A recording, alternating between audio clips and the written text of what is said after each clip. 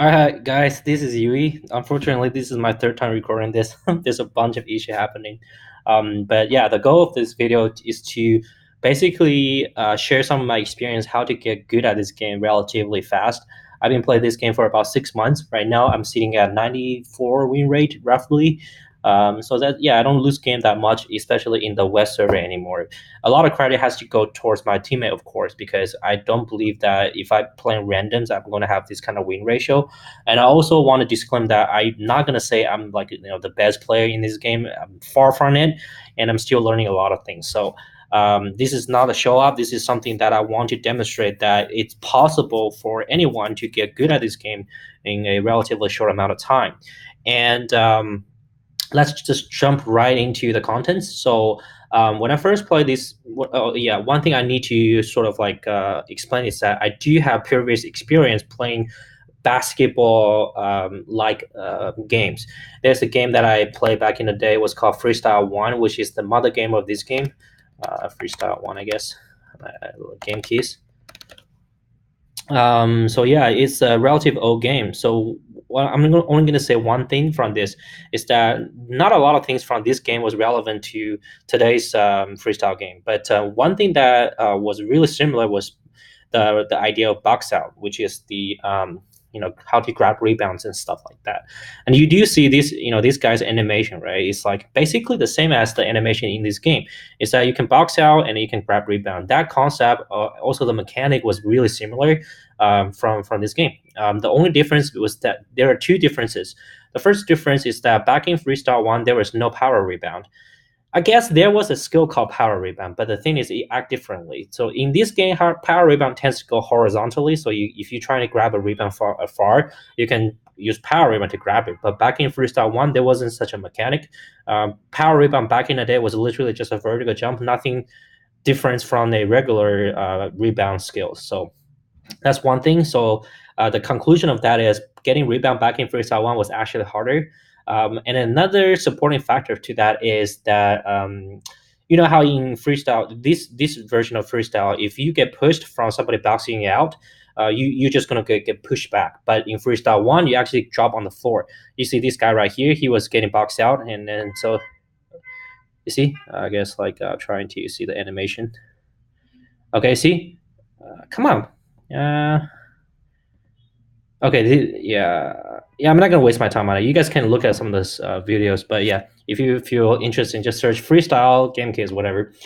But then you're gonna get immediately bumped onto the floor. So at the time, box out was really important. So I already played this iteration of freestyle for almost 8 years. So I was really familiar with this concept, even though a lot of mechanic has changed, skill has changed, graphic has changed, but the fundamental part of that was still there. So when I first started playing, I immediately started to pick center, or like just a power forward, or any which you guys like to call big. I first played Lulu, then Krista, then a lot of Murdoch, because yeah, I was already familiar with the concept of rebound.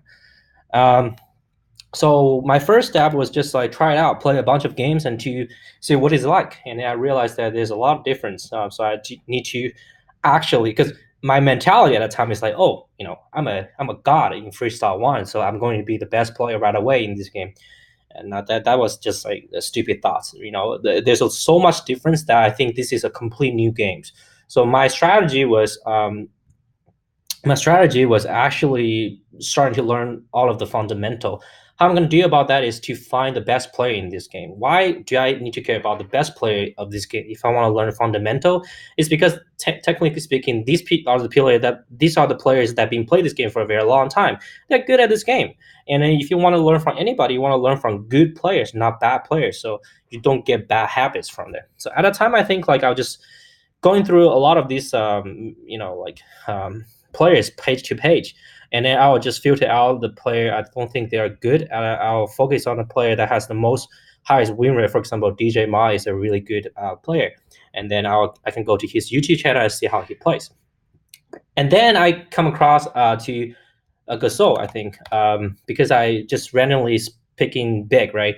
I saw Gasol also has a YouTube channel, and then he has a bunch of YouTube contents. This guy is really really good at what is it called, Clark. I think, in my opinion, he's probably the most fancy Clark in this game. And you see a lot of, also a lot of good Clark in this game, like Get the Dough Up and a few others. But yeah, I personally just like Gasol the most. So I tend to watch a lot of his videos and try to be, try to practice some of the footwork that he's been trying out back in the day. But anyway, so this is how I did. I basically look at how they play on a competitive level, and then compare that gameplay to my own gameplay. You see the vast differences right there. This is how you get better. You want to first have a goal to be like somebody, even though you don't have to be 100% like them, but you can try to copy as much as you can to get better fast, because this is oftentimes how you get fast, right? You're trying to mimic the way they play, even though at the time you don't understand why they're doing the stuff they're doing. For example, they're passing the ball at a certain time, and they're having like the audio set up at a certain way. It might make sense. Just copy exactly like that. Eventually, as you play more and more, you're starting going to understand why they're doing this stuff. So the first tip will be like, especially if you want to learn fundamental, watch a lot of videos from pro player and then try to incorporate as much as that into your own play. And then the second topic will be character selection. By watching this video, you already have a sense that at a competitive level, what kind of characters do people pick, right? But I think it's even like less. How do I phrase it? Like, you don't even need to think that much. All you have to do is go to this like I'll kick you website, and then just look at like the stats, right? So, for example, if you are someone that is truly passionate about getting rebounds, just go ahead and search rebound leaders and current month status, and you quickly realize maybe Max is a good choice just because it show on the leaderboard 4 times. Same goes to if you would like to score a lot, you try to be like Kobe and Steph Curry, and why not? And then you see Kim is all over the places. So these give you a thought. Okay, maybe you want to find a kind of playstyle that you enjoy playing, then pick a character that probably going to give you that whatever you want to achieve in this game. So here you go. This is how you pick your best character. Again, if you like to steal, Pedro is all over the places. Um, and chances are these are not only efficient characters. This also might be the best character in the game, just because pro player been playing these characters. So you want to do that. Okay, so then my next strategy will be you don't want to play every single character. You want to be good at one characters. This is kind of like the same strategy I used to use when I play League of Legends. So what I would do is I play like one champion. I become like a one, how do you call it, one trick pony, and just become really really good at it. And then that kind of knowledge you build on from that character, you get so good at it, then you can climb your elo faster. So it's the same strategy here. You want to be really good at one character and know every limit of that character. Then that will help you out along the way. So the character that I pick is Lee, because Lee is just like super overpowered in my opinion, because he literally can incorporate into any type of game strategy. He can play ISO, he can play like double E, he can even play with Kim. Like, especially nowadays, people like to double Kim. Lee is like the best character to counter that. So Lee is really, really good. But anyway, so this goes to this point. You want to main 1 to 2 characters and then practice every skills, especially in one-on-one and free court. What I mean by that is there are some skills in this game you want to add that to your muscle memory. For example, if you play William or any character that has manual layup, you want to actually get good at that. You don't want to, like, sometimes when you want to use it, you're not able to pull it off. So what I did is, like, because manual layup was specifically a challenge for me back in Freestyle 1. There's no manual layup, right? Like, they're just like literally vertical, how do you call it, like, you jump then you just go straight, right? You don't go left and right. So that kind of like a keyword mapping was really really hard for me. So I did 300 games of one-on-one with William to trying to master manual layup. Why one-on-one specifically, people might ask? Because 3-on-3, if you play 3-on-3 mode, you're going to spend like 50% of your attention on the new teammate that you're getting. It's not helpful, it's not constructive. You are not basically, sometimes if you want to practice your manual layup, chances are you're not even gonna get the ball that much. These people are not gonna pass to you. So don't play 3-on-3. It's a waste of time, especially in the early stage. Play a lot of 1-on-1. So whenever you ask your computer to pass you the ball, they pass you the ball right away. So you can do whatever the fuck you want to do with it. And this also goes to if you want to master Kim with a quick change, you do the same thing, right? And then what I did is I also did 500 games of clock. Oh, this is 3-on-3 though. This is on a 3-on-3 mode because to be able to practice that, you want to play against a real player. But then that goes to more like an advanced topic later on. So I'll delete that for now. But for beginner, you want to practice specific skills for your specific characters in 1-on-1 and do that a lot, right? 300 games, that's how I actually got my manual layout become muscle memory. Okay, so this is like all before level as a 15. I play a lot of games actually, and after I started hitting, like if you see right here, I started hitting a win rate about 67 percentages. That's when I started to reach out to this crew. Um, I was at a stage that I feel like I'm ready to it. So I said, oh, I'm actually getting a lot better by watching these players try to copy their styles and things like that. I started reaching out to SPC Collection. I directly message Gasol and say, hey, I watch a bunch of your video. I'm very motivated. I'm trying to be a better player. Can I join the team? Right. The initial response was a rejection because at the time SPC didn't have any room. But I kept like persisting. I said, hey, I constantly want to get better and better. Please give me a chance. So eventually I got into SPC because I finally let me in. Then that's when I started to get really, I would say not like, so if you compare these 2 months of status, you see drastic change, right? After starting playing with like really good player, first of all, they're gonna carry like every single game, right? You're just gonna get carried most of the time. But the point is that not just getting carried. The point is to trying to learn from them. So the second strategy is first of all, after you're getting like 60% win rate, immediately is trying to reach out to the top crew. How do you figure out like what a top crew is? It's also really, really simple. You go to crew on your IWQQ website, and then you rank them by basically percentages, right? You see division, team takeover, yeah, just join the like I guess like the top few of them, right? If you want to become the best, right? Of course. But any other crew, there's no offense, right? It could be still good play in there, it's just not on a collective point of view, right? But you get the point. So you want to join one of the best and learn from them. Anyway, so go back to here. um, yeah, you reach out to the best crew and convince them to have you in, right? After you join that, you want to be basically you want to be everybody's bitch, right? You don't want to be that one person to get offended literally every single game because chances are a lot of people in this game are kids. They're not going to bear with you and things like that. They're not going to be I don't know compassionate enough to allow you to make mistakes. So always be apologetic, right? So and also in terms of like playing characters, always trying to play defensive character.